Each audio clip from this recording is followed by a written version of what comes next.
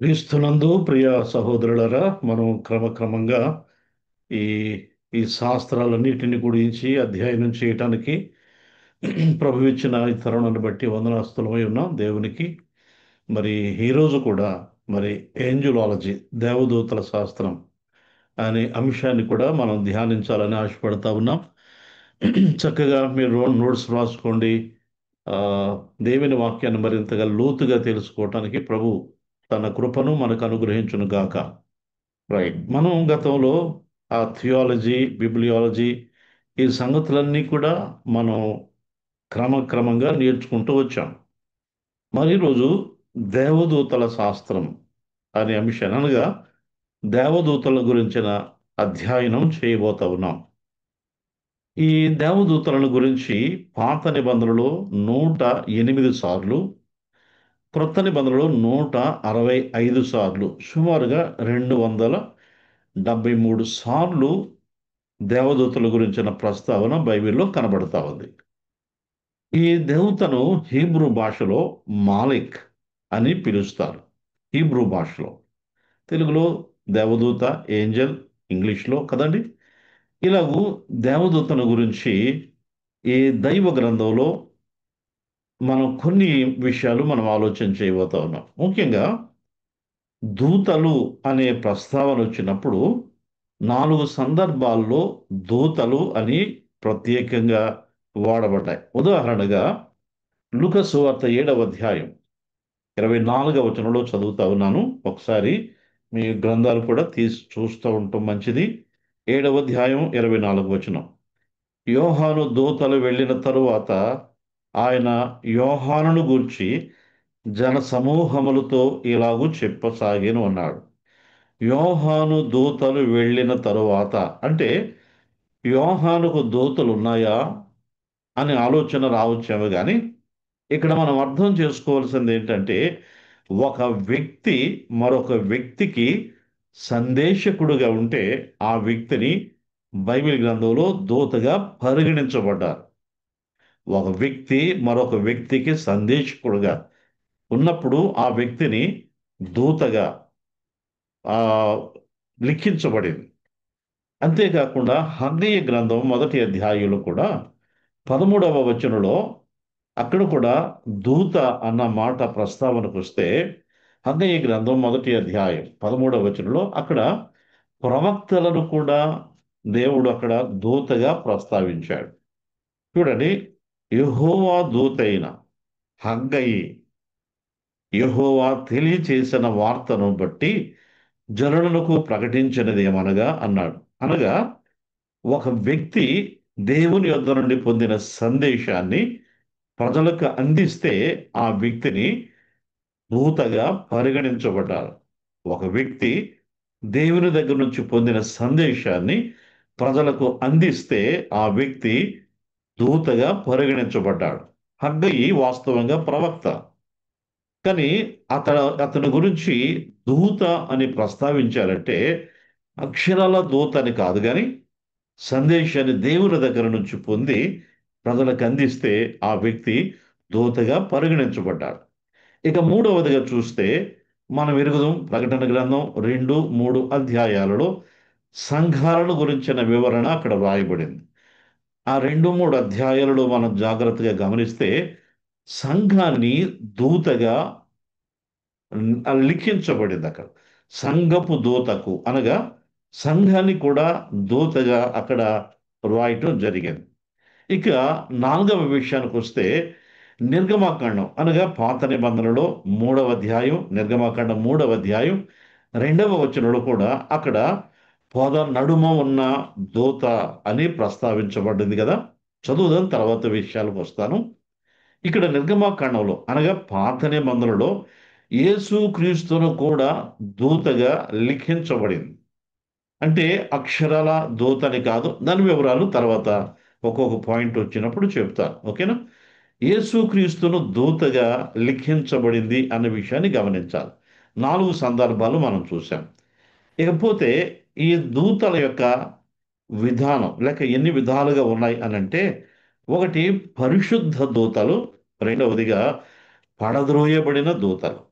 దూతలు రెండు భాగాలుగా మనం చేసుకోవచ్చు. ఒకటి దూతలు, పరిశుద్ధ దూతలు.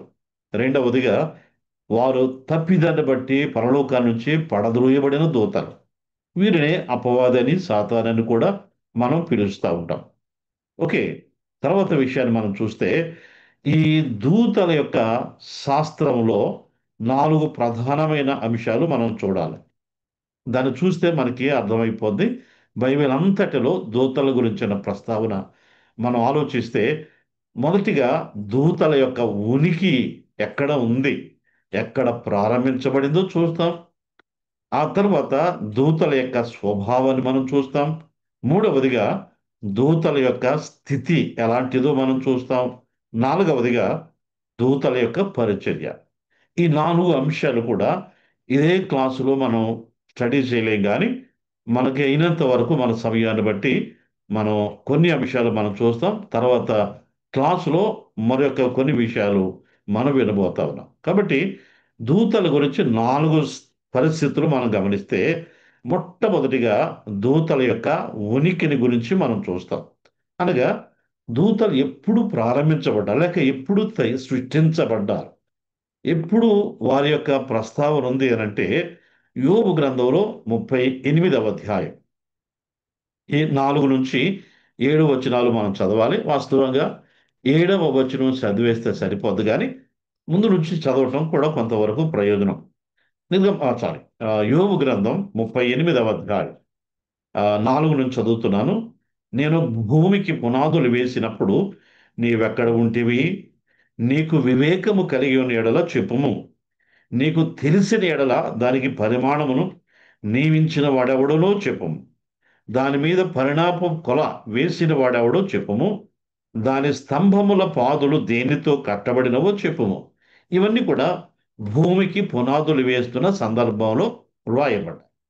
ఇక 7వ వచనాన్ని చూస్తే, ఉదయ నక్షత్రములు ఏకముగా కూడి పాడినప్పుడు, దేవదూతలందరూ ఆనందించి జయధ్వనులు చేసినప్పుడు, దాని మూల రాతిని వేసిన వాడు ఎవడు అని రాశాడు. అనగా 4 వచనం నుంచి గమనిస్తున్నప్పుడు, దేవుడు భూమికి పునాదులు వేశాడు అని చదివాం కదా!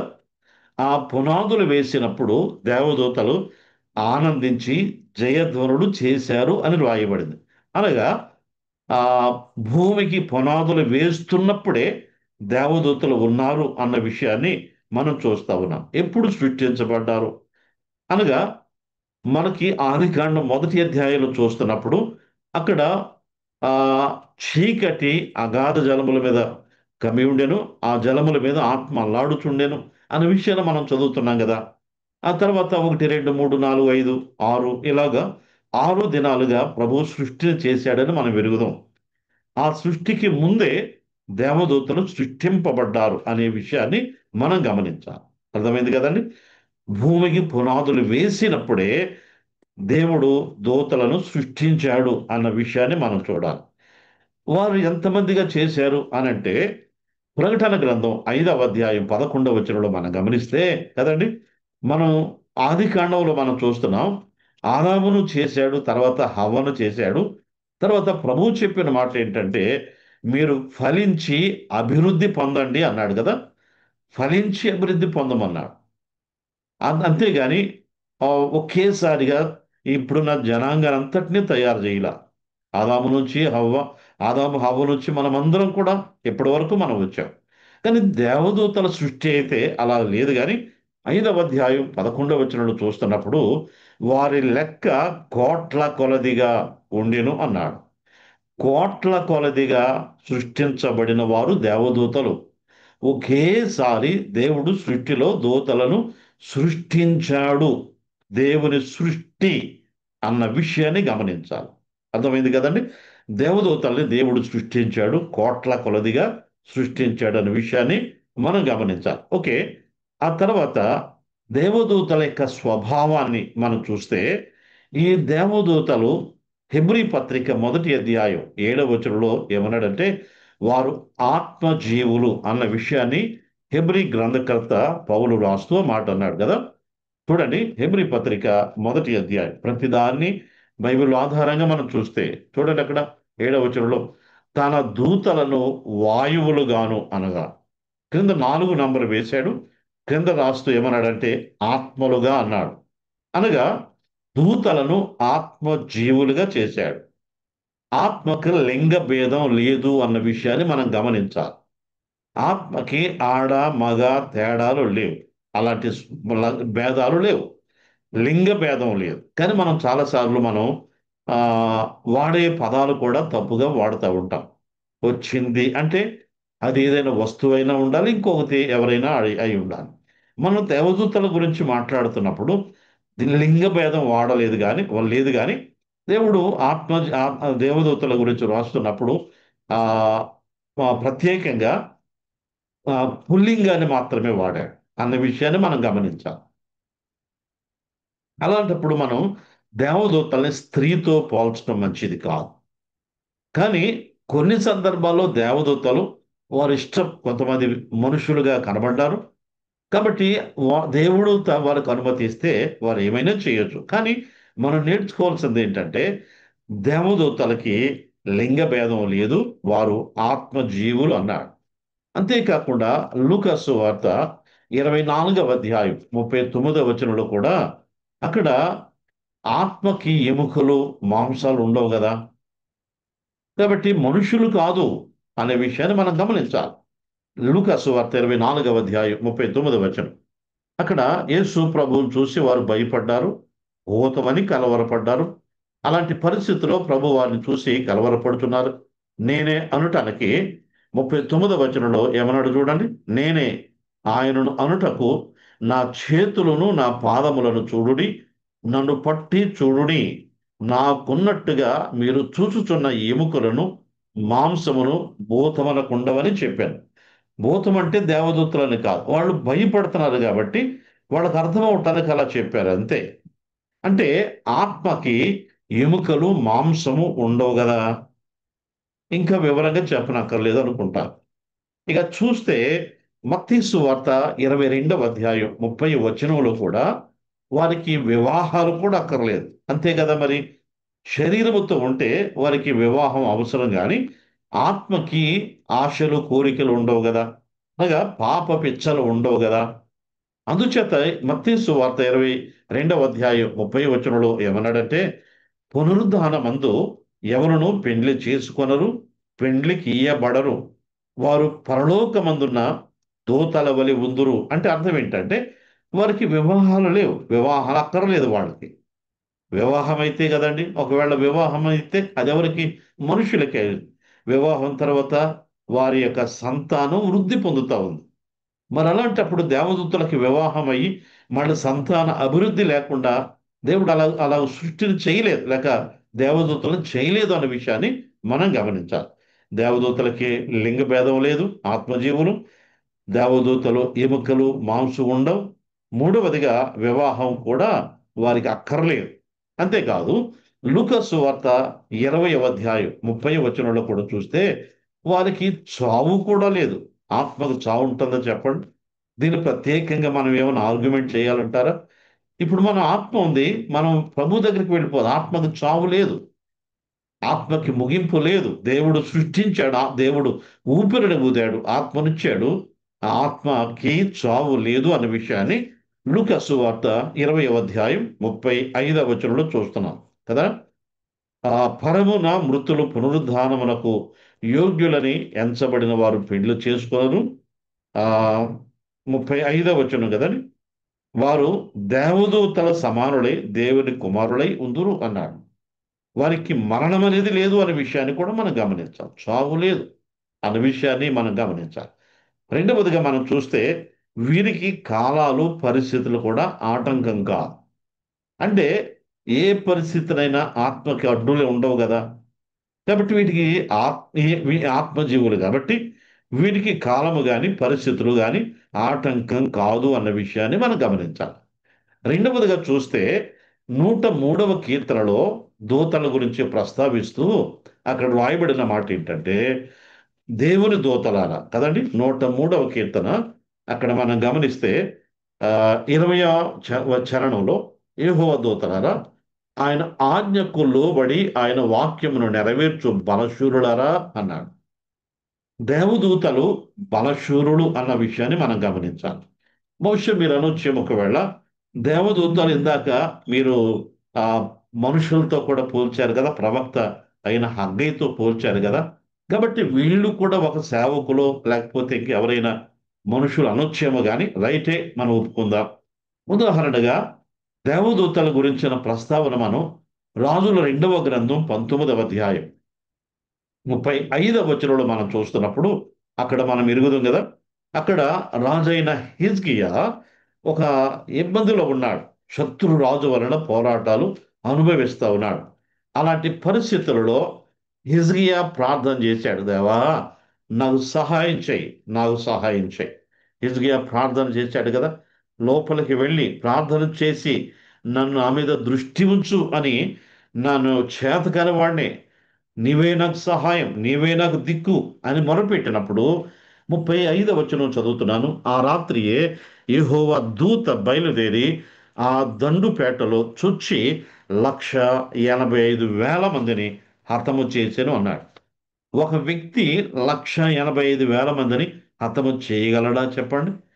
మనుషులకి ఇదే అసాధ్యం కానీ దేవదూతలు 185,000 ఉంది కానీ ఒకవేళ ఇంకా ఎక్కువైనా ఆ దేవదూతలు వారిని జయించగలరు అనే విషయాన్ని మనం చూడగలం. అనగా అంత బలవంతులు అన్న విషయాన్ని మనం గమనించాలి. అంతేకాదు ప్రకటన గ్రంథం 14వ అధ్యాయంలో కూడా వారి వేగాన్ని గురించి కూడా ప్రస్తావించబడింది. ప్రకటన గ్రంథం 14వ అధ్యాయం 6వ వచనం రాసుకుంటున్నారు కదా, క్రమంగా చక్కగా రాసుకోండి. 14వ అధ్యాయం ప్రకటన గ్రంథం 6వ వచనం. అప్పుడు మరి ఒక దూతను చూచితని, అతడు భూనివాసులకు, గమనించారా? ఇక్కడ కూడా ఈ మాట పట్టుకోండి.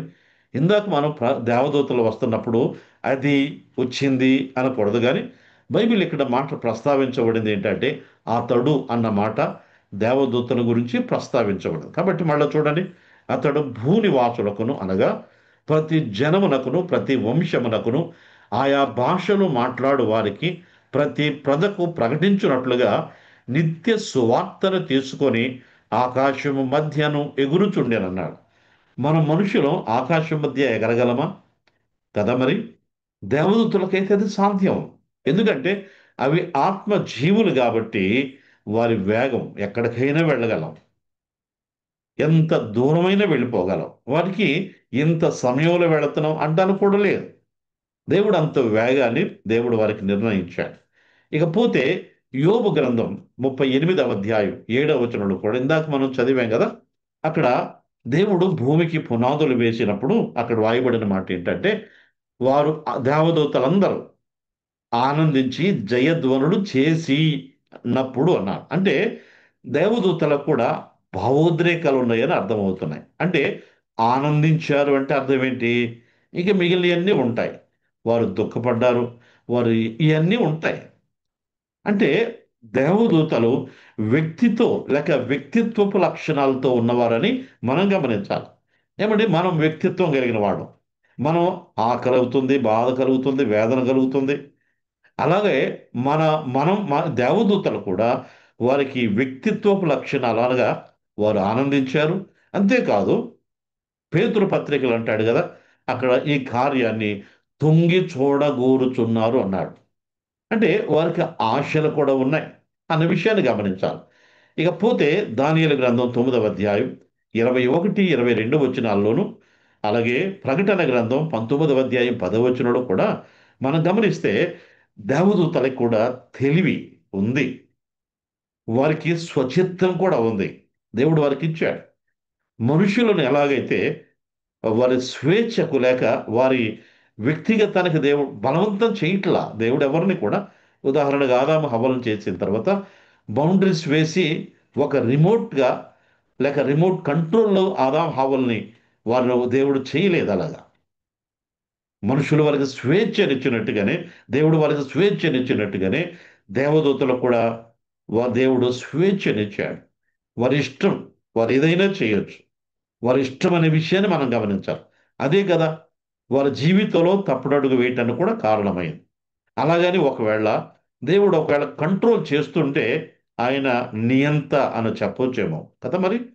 అందుచేత దేవుడు ఎప్పుడు కూడా ఎవరిని కూడా వారి స్వేచ్ఛనిస్తాడు తప్ప దాన్ని దుర్వినియోగం చేసుకుంటామా, మంచిగా వాడుకుంటామా అనేది మన ఇష్టం, అది మన చేతిలో ఉంది. కాబట్టి ఇక్కడ ప్రకటన గ్రంథంలో కూడా మనం చూస్తున్నప్పుడు యోహాన్ దగ్గరికి ఈ దూత సమాచారాన్ని తీసుకొస్తాడు. అక్కడ యోహాను ఈ దేవదూత యొక్క పాదాలకి నమస్కరించి ఆరాధన చేయటానికి ఇష్టపడితే అప్పుడు యోహాన్ అంటాడు కదా, నేను నీ వంటి మాటను చూడన్న మాట కూడా చదవటం మంచిది. ప్రకటన గ్రంథం 19వ అధ్యాయం మళ్ళీ మంచి మాట అక్కడ రాశాడు. రాయబడిన మాట 19వ అధ్యాయం ఆ 10వ వచనం చదువుతున్నా చూడండి. అందుకు నేను అతనికి నమస్కారం చేయుటకై అతని పాదముల ఎదుట సాగిలపడగా అతడు, వద్దు సుమీ, నేను నీతోను యేసుక్రీస్తును గూర్చిన సాక్ష్యము చెప్పు నీ సహోదరులతోనూ సహదాసుడును అన్నాడు. ఎంత మంచి మాట. నేను నీ వంటి వాడనే. అంటేగా నీవు ఎలాగైతే దేవునికి దాసుడుగా ఉన్నావో నేను కూడా దేవునికి దాసుడినే అన్న మాట మనం చూస్తున్నప్పుడు దేవుణ్ణే మనం ఆరాధన చేయాలి. నీవైనా నేనైనా దేవుణ్ణే ఆరాధన చేయాలి అన్న విషయాన్ని మనం చూస్తున్నప్పుడు దేవదూతలు ఆరాధనకు ఇష్టపడలేదు, పూజింపబడటానికి ఇష్టపడలేదు అన్న విషయాన్ని మనం గమనించాలి. ఇకపోతే దేవదూతల యొక్క స్థితి, వర్గాలు లేకపోతే ఎన్ని రకాలైన వారు ఉన్నారు అనే విషయాన్ని మనం గమనిస్తే ఆ, ఒకటి యెహోవా దూత అని ప్రస్తావించబడింది నిర్గమాకాండం 3వ అధ్యాయం 2వ వచనంలో. ఒకటి రాసేసుకోండి, ఒక్కొక్కటి వివరిస్తాను కాబట్టి ఎన్ని స్థితులు లేక ఎన్ని కేటగిరీస్ ఉన్నాయి అనేది మనం చూస్తాం. మనం సాధారణంగా దేవదూతలు అందరూ కూడా ఒకటి అన్నట్టుగా మనం కొంతమందికి అభిప్రాయం కలిగింది, కానీ దేవదూతల్లో అనేకమైన వర్గాలు, అనగా వర్గాలంటే ఏ ఒక ఏమంటారు దాన్ని, వర్గాలంటే వాళ్ళ యొక్క స్థితిగతులు ఉన్నాయనే విషయాన్ని మనం చూడాలి. ఒకటి యెహోవా దూత నిర్గమకాండం 3వ అధ్యాయం 2వ వచనం. రెండవదిగా మిఖాయేలు, యోధా పత్రిక ఒకటే పత్రిక కదండి, ఒకటే అధ్యాయం కదా, 9వ వచనం. మూడవదిగా గబ్రియేలు, లూకా సువార్త 1వ అధ్యాయం 26వ వచనం. నాలుగవదిగా కెరూబులు, ఆది కాండం 3వ అధ్యాయం 24వ వచనం. అంత మాత్రమే కాదు కానీ యెహెజ్కేలు గ్రంథాల్లో కూడా ఉన్నాయి. అవన్నీ రిఫరెన్స్ తర్వాత మీకు చూద్దాం. తర్వాత శరాపులు అనే మాట కూడా చూస్తాం.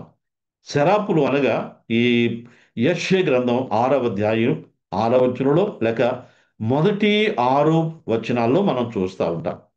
ఇకపోతే ఆఖరిదిగా రక్షించే దూతలు, సంరక్షించే దూతలు. హెబ్రీ పత్రిక 1వ అధ్యాయం 14వ వచనంలో మనం చూస్తాం కదండి. ఈ అన్ని విషయాలు కూడా మనం ఒక్కొక్కటి విషయాన్ని మనం గమనిస్తే యెహోవా దూత, మిఖాయేలు, గబ్రియేలు, కెరూబులు, సెరాపులు, రక్షించే దూతలు, ఇలాగ మనం గమనిస్తే ఒక్కొక్క దాన్ని క్లుప్తంగా మనం గమనిద్దాం. యెహోవా దూత అన్న మాట నిర్గమాకాండం 3వ అధ్యాయం 2వ వచనంలో మనం చూస్తాం. చూడండి, నేను చదువుతున్నాను. 3వ అధ్యాయం 2వ వచనం. ఒక పొద నడిమిని అగ్ని జ్వాలలో యెహోవా దూత అతనికి ప్రత్యక్షమాయెను అన్నాడు. జాగ్రత్తగా ఈ మాట వినాలి. పొద నడిమిని యెహోవా దూత అతనికి ప్రత్యక్షమాయెను అంటే అర్థం ఏంటి? పొద నడిమిలో ఉన్నది యెహోవా దూత అని మనం అర్థం చేసుకుంటున్నాం. మరి అలాంటప్పుడు 4వ వచనాన్ని ఒక్కసారి చూడండి. అక్కడే ఆ పొద కాలిపోతున్న సందర్భాల్లో ఈ వింత ఏంటి చూద్దాం అనుకున్న సందర్భాల్లో 4వ వచనంలో అతడు దానిని చూచుటకి ఆ తట్టు వచ్చుట యెహోవా చూచెను, దేవుడు ఆ పొద నడుమ నుండి అన్నాడు. 2వ వచనంలో యెహోవా దూత అన్నాడు. 4వ వచనంలో దేవుడు ఆ పొద నడుము నుండి అన్నాడు. అంటే అర్థం ఏంటి? యెహోవా దూత అనాలా, లేకపోతే ఆ దేవుడు అని చెప్పాలా అని అంటే ఎక్కడ కూడా బైబిల్ గ్రంథంలో దూతలు దేవుడిగా లిఖించబడలేదు, లేక వారి గురించి అలా ప్రకటించబడలేదు. దేవదూతలు దేవదూతలే, దేవుడు దేవుడే. అలాంటప్పుడు ఇక్కడ యెహోవా దూత అన్నాడు. ఇక్కడ దేవుడు అన్న మాట అర్థం చేసుకుంటే గనక బైబిల్లో అక్కడక్కడ కొన్ని పర్యాయాలుగా యేసుక్రీస్తు దూతతో పోల్చబడ్డాడు. జాగ్రత్తగా ఈ మాట వినాలి.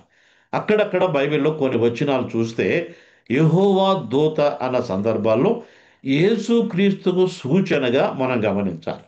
ఇంకొక మాటలో చెప్పాలంటే మనం క్రిస్టాలజీ అనే టాపిక్లో మనం స్టడీ చేస్తున్నప్పుడు చాలా మందికి ఒక డౌట్ వచ్చింది కదా, ఇప్పుడు చెప్పేస్తున్నాను అన్నమాట. అక్కడ చెప్పాను. యేసుక్రీస్తు 2025 సంవత్సరాల నుంచి మాత్రమే ఉన్నాడని కొంతమంది అభిప్రాయపడుతున్నారు. అది తప్పు. పాత నిబంధనలో కూడా యేసుక్రీస్తు ఎలా ఉన్నాడో మన క్రిస్టాలజీ టాపిక్లో మనం విన్నాం. ఒకవేళ మీరు చూడకపోతే వీడియో కూడా మీరు చూడాలి. ఇప్పుడు ఈ పాత నిబంధనలో యేసుక్రీస్తునే ఎక్కువ మనం చూస్తూ ఉంటాం. అలాంటప్పుడు ఇక్కడ యెహోవా దూత అంటే అర్థం ఏంటంటే యేసుక్రీస్తును సూచిస్తుంది అన్న విషయాన్ని మనం గమనించాలి. ఇక్కడ మీరు జాగ్రత్తగా ఈ మాటలు ఇది కూడా వినాలి. యేసుక్రీస్తు దేవదూతతో పోల్చబడిందంటే దేవదూతతో సమానుడా అని అర్థం కాదు అక్కడ. యేసుక్రీస్తు దేవదూతలతో సమానుడైన వాడు కాదు. యేసుక్రీస్తు దేవదూతల కంటే శ్రేష్ఠుడు అన్న విషయాన్ని మనం గమనించాలి. ఎందుకు శ్రేష్ఠుడు? ఇందాక మనం విన్నాం కదా, ప్రకటన గ్రంథం 5:11లో కదా, దేవదూతలు సృష్టించినవాడు దేవుడే. దేవదూతల కంటే ఆయన శ్రేష్ఠుడు అనే విషయాన్ని చూడాలి. అంతేకాదు, యేసు ప్రభు పరిచర్య చేస్తున్నప్పుడు కూడా భూమి మీద ఉన్న కాలంలో కూడా దేవదూతలు యేసు క్రీస్తుకు పరిచర్య చేశారు అన్న విషయాన్ని మత్తయి సువార్తలో ఆ 4వ అధ్యాయం మనం చూస్తాం కదండి. ఆయన బాప్తిస్మం పొంది వచ్చిన తర్వాత అపవాది చేత శోధించబడిన తర్వాత 4వ అధ్యాయం అక్కడ మనం గమనిస్తే ఆ ఆ, 11వ వచనం చూడండి. అంతటా అపవాది ఆయనను విడిచిపోగా ఇదిగో దేవదూతలు వచ్చి ఆయనకు పరిచర్య చేసిరి అన్నాడు. అంటే అర్థం ఏంటి? దేవుడు ప్రభువు గొప్పవాడాయన. దేవదూతలు యేసుక్రీస్తుకు పరిచర్య చేశారే తప్ప దేవదూతలతో యేసుక్రీస్తు సమానమైన వాడు కాదు. అంటే అలాగూ కనబడ్డాడు కానీ దేవదూతలతో యేసుక్రీస్తు సమానుడు అని చెప్పడానికి కాదు. ఈ విషయాన్ని మీరు గమనించాలి. ఇక రెండవదిగా పోతే మిఖాయేలు. మిఖాయేలు దూతలలో రకాలు మనం చూస్తే రెండవదిగా మిఖాయేలు. మిఖాయేలు అన్న మాటకు అర్థం దేవుని పోలినవాడు అని అర్థం. ఈ మిఖాయేలును గురించిన ప్రస్తావన దానియేలు గ్రంథం 10వ అధ్యాయం 13వ వచనంలోను, 12వ అధ్యాయం 1వ వచనంలోను, యూదా పత్రిక 9వ వచనంలోను, ప్రకటన గ్రంథం 12వ అధ్యాయం 7వ వచనంలో కూడా మిఖాయేలును గురించిన ప్రస్తావన మనం చూస్తూ ఉంటాం. అంటే ఎందుకు అంటే ఈ మిఖాయేలు ప్రధాన దూత అన్న మాట దేవుడు తన గ్రంథంలో రాయించాడు. చూడండి, దానియేలు గ్రంథం 12వ అధ్యాయం 12వ అధ్యాయం 1వ వచనంలో మిఖాయేలు గురించి చూడండి. ఆ కాలమందు నీ జనుల పక్షమున నిలుచున్నట్టి మహా అధిపతి అయిన మిఖాయేలు వచ్చును అన్నాడు. మహా అధిపతి అయిన యూదా పత్రిక 9వ వచనంలో కూడా అక్కడ రాస్తున్న మాట ఏంటంటే ఈ మిఖాయేలును గురించి అక్కడ ఆ సాతానుతో అపవాదితో వాదం జరుగుతూ ఉంటుంది మోషే యొక్క శరీరాన్ని గురించి. ఆ సందర్భంలో వారిద్దరి మధ్య లేక మోషే శరీరాన్ని గురించి ఆ దూత అలాగే ఆ అపవాది వాదన జరుగుతున్న సందర్భాల్లో అక్కడ చూడండి 9వ వచనం చూడండి. అయితే ప్రధాన దూత అయిన మిఖాయేలు అపవాదితో వాదించినప్పుడు అనే మాటలు మనం చూస్తున్నాం. అర్థమైంది కదా. మీ మిఖాయేలు ప్రధాన దూత అంటే అర్థం ఏంటంటే దూతల సైన్యాన్ని నడిపించేవాడు అనే అర్థాన్ని కూడా మనం అర్థం చేసుకోవచ్చు కదండి. మిఖాయేలు అనగా దేవుని పోలిన వాడు. యోధా పత్రికలోను అలాగే ప్రకటన గ్రంథంలో కూడా ఆఖరిగా ఆ మిఖాయేలు అపవాదితో యుద్ధం చేస్తాడనే విషయాల్ని మనం రెవల్యూషన్ లేక ప్రకటన గ్రంథం టాపిక్లో మనం విన్నాం. అది కూడా మీరు మీ నోట్స్ ఒకసారి చెక్ చేసుకోండి. ఓకేనా. మూడవదిగా చూస్తే గబ్రియేలు. గబ్రియేలు అనే మాటకు అర్థం దేవుని బహుమానం. దేవుని బహుమానం. ఈ గబ్రియేలు గురించిన ప్రస్తావన లూకా సువార్త 1వ అధ్యాయం 19వ వచనంలోను అలాగే దానియేలు గ్రంథం 9వ అధ్యాయం 21వ వచనంలో కూడా రాయబడింది. చూస్తే లూకా సువార్త 1వ అధ్యాయం 19వ వచనంలో జకర్యాతో గబ్రియేలు మాట్లాడుతూ ఉంటాడు. చదివేద్దాం చూడండి, అది కూడా ఒకసారి మీరు రాసుకుంటూ ఉండాలి, చదువుకోవాలి. లూకా సువార్త 1వ అధ్యాయం 19వ వచనంలో అక్కడ జకర్యాతో గబ్రియేలు మాట్లాడుతూ ఉంటాడు. 1వ అధ్యాయం 19వ వచనం. దూత, నేను దేవుని సముఖమందు నిలుచు గబ్రియేలును, నీతో మాట్లాడుటకు ఈ సువర్తమానం నీకు తెలుపుటకు పంపబడి తిని అన్నాడు. ఎందు గురించి? ఆ పై వచనాల్లో బాప్తీసమిచ్చే యోహాను గురించి కదండి. సరే, ఆ సంగతి మనం అలా వదిలిపెడితే జకరీతో మాట్లాడిన వాడు గబ్రియేలు అన్నాడు. ఎందుకంటే ఈ గబ్రియేలు దేవుని దగ్గర నుంచి ప్రజలకు సందేశాన్ని అందించేవాడు. ఆ గబ్రియేలు డ్యూటీ పని ఏంటంటే దేవుని దగ్గర నుంచి సందేశాన్ని ప్రజలకు అందించే కొన్ని పరిస్థితులు మనం చూస్తాం. జకర్యతో నీ గర్భాన్న యోహాను పుడతాడు, అతడు ఇలా గొప్పవాడవుతాడు, ఇలాంటి చేస్తాడని జకర్యతో మాట్లాడాడు. ఆ తర్వాత 26వ వచనాన్ని చూస్తే అక్కడ కూడా గబ్రియేలు మరియకు వర్తమానం తీసుకొస్తాడు. మరియా, నువ్వు భయపడొద్దు, నీ గర్భాన్న ఒక ఒక దేవుని చేత పంపబడిన వాడే అంటాడు కదా, నీ గర్భాన యేసు అని ఒక కుమారుడు పుడతాడు, ఆయనకి యేసు అని పేరు పెడతాం, ఆయన ఇలా చేస్తాడనే విషయాలన్నీ కూడా అక్కడ రాసి అనగా మనం గమనించాల్సింది ఏంటంటే దేవుని దగ్గర నుంచి మనుషుల దగ్గరికి వర్తమానం తీసుకొచ్చిన వాడు గబ్రియేలు దూత. అలాగే దానియేలు గ్రంథం 9వ అధ్యాయం 21వ వచనంలో కూడా వాస్తవంగా ప్రకటన గ్రంథం మనం అర్థం చేసుకోవాలంటే దానియేలు గ్రంథం 9వ అధ్యాయం కూడా తప్పకుండా మనం చదవాల్సిందే. అది అర్థం అయితేనే కానీ మనకి ప్రకటన గ్రంథం అర్థం కాదని కూడా మనం ప్రకటన గ్రంథం స్టడీ చేసినప్పుడు కూడా విన్నాం. ఇప్పుడు ఏంటంటే అక్కడ దానియేలుతో 70 వారాల యొక్క సందేశాన్ని అందించిన వాడు, ఇలా జరుగుద్ది రాబోయే కాలంలో ఇలా జరుగుద్దని కార్యాలను ముందుగా వివరించిన వాడు, సమాచారాన్ని తెచ్చిన వాడు గబ్రియేలు దూత అనే విషయాన్ని మనం చూడాలి. ఇకపోతే 4వదిగా చూస్తే కెరూబులు అన్న మాట మనం చూస్తాం. కెరూబులు అంటే బలము గల, బలము గలవి అని అర్థం. ఇక్కడ ఆదికాండం 3వ అధ్యాయం 24వ వచనంలో అక్కడ ఆదాము తప్పిదం చేసిన తర్వాత దేవుని ఆజ్ఞను మీరిన తర్వాత వారు బయటికి వెళ్ళగొట్టబడ్డారు. మరలా వాటి లోనికి రాకుండా కెరూబులను అలాగే ఖడ్గ జ్వాలలను ఆ తోటకి కాపుదలగా పెట్టాడు అన్న విషయాన్ని ఆదికాండం 3వ అధ్యాయం 24వ వచనంలో చూస్తూ ఉంటాం. అంటే అర్థం ఏంటంటే పరిశుద్ధతను కాపాడే పని కెరూబుల పని అనే విషయాన్ని గమనించాలి. అంతేకాదు ఈ కెరూబుల గురించి ఆది కాండంలో మాత్రమే కాకుండా యెహెజ్కేలు గ్రంథంలో కూడా మనం చూస్తాం. యెహెజ్కేలు గ్రంథంలో 1వ అధ్యాయంలో కూడా కెరూబుల యొక్క వివరణ అక్కడ మనం చూస్తూ ఉంటాం. వీటికి 4 రెక్కలు ఉంటాయని, ఇవన్నీ కూడా వాటి పని యొక్క విధానం అంతా కూడా కెరూబుల గురించి రాయబడింది. ముఖ్యంగా యెహెజ్కేలు గ్రంథం 28వ అధ్యాయం 14వ వచనంలో చూస్తే ఇతడు కెరూబు అనేవాడు సంగీతంలో ప్రధాన పరిచర్యలో ప్రధానుడు అన్న విషయాన్ని మనం గమనించాలి. మరొక మాటలో ఇంకా మనం తెలుసుకోవాలంటే దేవుని సింహాసనానికి పైగా కెరూబులు నివాసం ఉన్నట్టుగా, అటు ప్రక్కన ఇటు ప్రక్కన దేవుని సింహాసనానికి పైగా కెరూబులు ఉన్నట్టుగా మనం చూస్తూ ఉంటాం. వీరేంటంటే దేవుని ఎదుట సంగీత పరిచర్యలో వారు ఉంటున్నప్పుడు దేవుని సింహాసనానికి దగ్గరగా ఉన్న కారణం చేత కెరూబులలో దేవుని చూసి వారికి ఒక ఒక ఆలోచన కలిగింది ఏంటంటే నేనెందుకు పొగడబడకూడదు అనుకుని వారు దేవుని మీద తిరుగుబాటు చేశారు.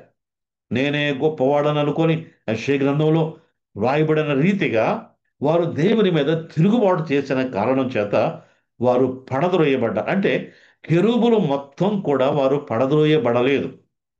కెరూబులలో కొంత గుంపుగా, కొంత బ్యాచ్‌గా వారు పడద్రోయబడ్డారు. వారే అపవాదిగా పిలువబడతా ఉన్నారు. మిగిలిన వారు ఇప్పటికీ కూడా పరలోకంలోనే ప్రభు సింహాసనం దగ్గర ఉన్నారనే విషయాన్ని మనం గమనించాలి. 5వదిగా చూస్తే శరాపులు అన్న విషయాన్ని మనం చూస్తాం. వీరెవరంటే దాని అర్థం మండేవారు. వీరి గురించిన ప్రస్తావన యెషయా గ్రంథం 6వ అధ్యాయం మొదటి 4 వచనాల్లో చూస్తాం. అక్కడ దేవుని సింహాసనము ఎదుట వారు నిలుచుండి పరిశుద్ధుడు పరిశుద్ధుడు అని ప్రభువుని పొగడటం అనగా వారు ఆరాధన చేయటానికి, ప్రభువుని ఆరాధించి ప్రభు యొక్క మహిమను గొప్పతనాన్ని పొగడటం కొరకై, ఘనపరచడం కొరకై వారు ఉన్నారని మనం గమనించాలి. ఇంకొక మాట ఇందాక నేను చెప్పలేకపోయాను కానీ గమనించండి, దేవదూతలు ఎందుకు దేవుడు చేశాడంటే దేవుని ఘనపరచడానికి మాత్రమే వారు తయారు చేయబడ్డారు. నంబర్ 1. రెండవదిగా మనుషులను లేక మనలను విశ్వాసులను సంరక్షించే పని కొరకై వారు చేయబడ్డారు. ఆ డీటెయిల్స్ వచ్చే తరగతిలో మీకు ఇస్తాను. ఇక్కడ మనం ఈ విభాగాన్ని, ఈ స్థితులను చూస్తే శరాపులు అనగా మండేవారు, వీరు ప్రభువును ఆరాధన చేయటానికై ఈ సింహాసనం ఎదుట ఉన్నట్టుగా యెషయా గ్రంథంలో మనం చూస్తాం. చివరిగా మనం గమనిస్తే రక్షించే దూతలు, సంరక్షించే దూతలు. హెబ్రీ పత్రిక మొదటి అధ్యాయం 14వ వచనంలో ఆ మాట మనం చదువుతాం. ఆ మాట చదివి మనం ఈ తరగతిని ముగించుకుంటున్నాం. హెబ్రీ పత్రిక మొదటి అధ్యాయం 14వ వచనం. అక్కడ మొదటి లేక పై వచనం చూస్తే దేవదూతల గురించి మాట్లాడుతూ 14వ వచనంలో వీరందరూ రక్షణ అను స్వాస్థ్యమును పొందబోవు వారికి పరిచారము చేయుటకై పంపబడిన సేవకులైన ఆత్మలు కారా అన్నాడు.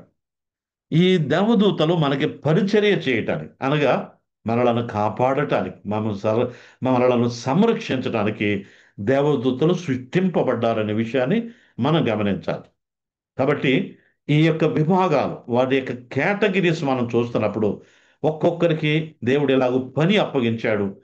వారి బాధ్యతలను వారు నెరవేరుస్తుంటుండగా మనము కూడా దేవుని పనిలో భారంతో పరిచర్య చేసే వారిగా ఉండాలని మనం హెచ్చరించబడతా ఉన్నాం. ఈ పాఠాలు మీకు ప్రయోజనకరంగా ఉంటే మరిన్ని వీడియోస్ ఈ ఫిలిప్ రాజ్ అనే ఛానల్లో మీ కొరకు సిద్ధంగా ఉన్నాయి.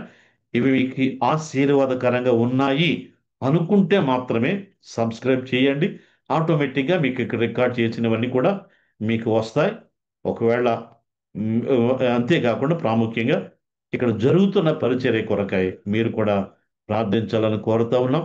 మీకు ఏదైనా ప్రార్థన అవసరాలు లేకపోతే ఇంకా ఏదైనా తెలుసుకోవాలని ఆశ ఉంటే ఈ నంబర్కి ఫోన్ చేయండి. తప్పకుండా స్పందించి మీకు సమాధానం ఇవ్వటానికి ప్రయత్నం చేస్తాను. అంతవరకు దేవుని కృప మనందరికీ తోడై ఉండును గాక.